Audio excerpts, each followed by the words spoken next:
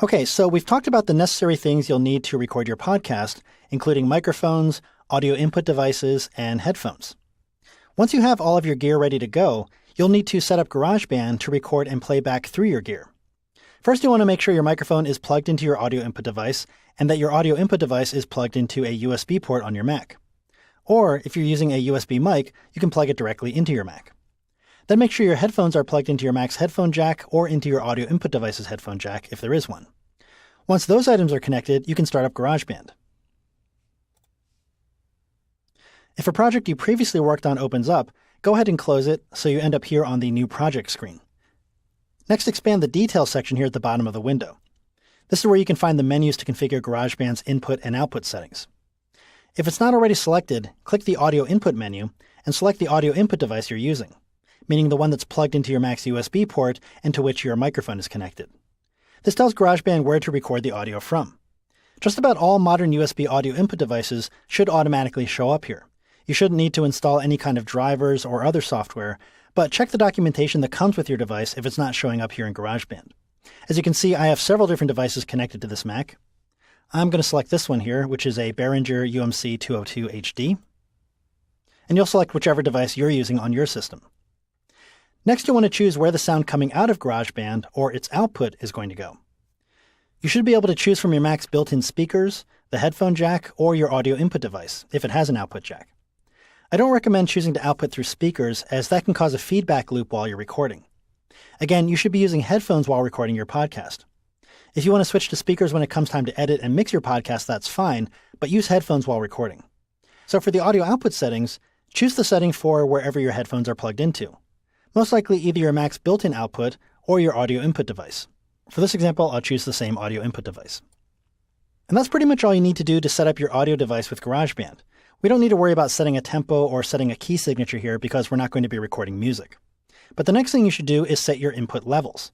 I'm going to do this by double-clicking the empty project template up here. Now I'm going to be talking about setting up a podcasting project in the next movie, but for now, I just want to open a project so I can get to my level settings. Now by default, I have this classic electric piano track in here.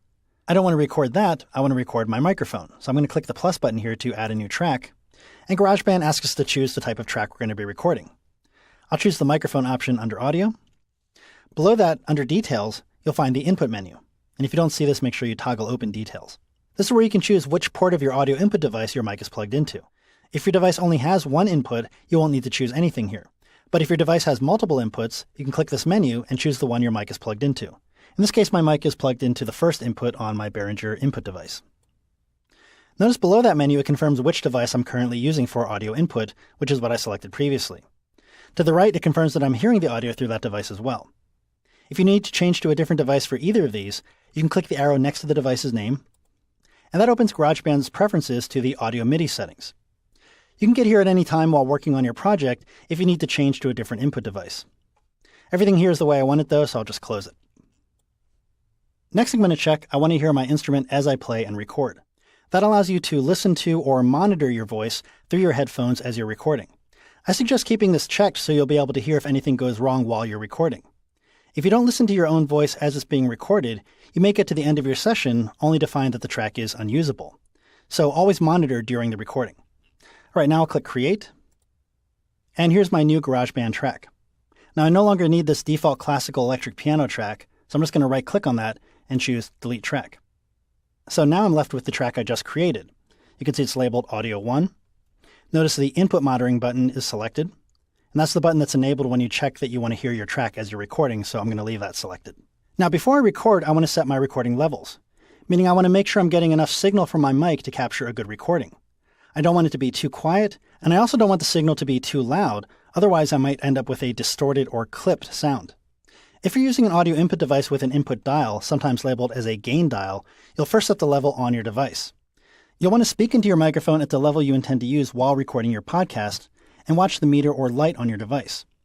Most devices will show green if the level is good and red if it's too loud. So keep an eye on your device's meters as you speak. And once you have the level set on your device, here in GarageBand with your track selected, open up the Smart Control settings, and here click this Info button. This is where you'll find your recording settings. Again, start speaking in your broadcasting voice and drag this record level slider left and right while keeping an eye on the meter on the track up here. You want to see mostly green and maybe a touch of yellow, but you definitely don't want to see any red as you're speaking. So if you start seeing red there, you want to bring the slider here down so you don't risk clipping your audio signal. I suggest making sure automatic level control here is unchecked. You don't want GarageBand changing your levels on you while you're working. And you can also uncheck feedback protection for the same reason.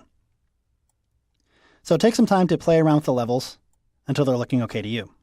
Now, if you're not using an audio input device and are instead using a USB mic, your mic may have a dial on it to adjust the input level too. If that's the case, you'll still follow the procedure of speaking in your podcast voice while adjusting the mic's dial to set your level, and then coming here to the record level slider in GarageBand to adjust the input level here.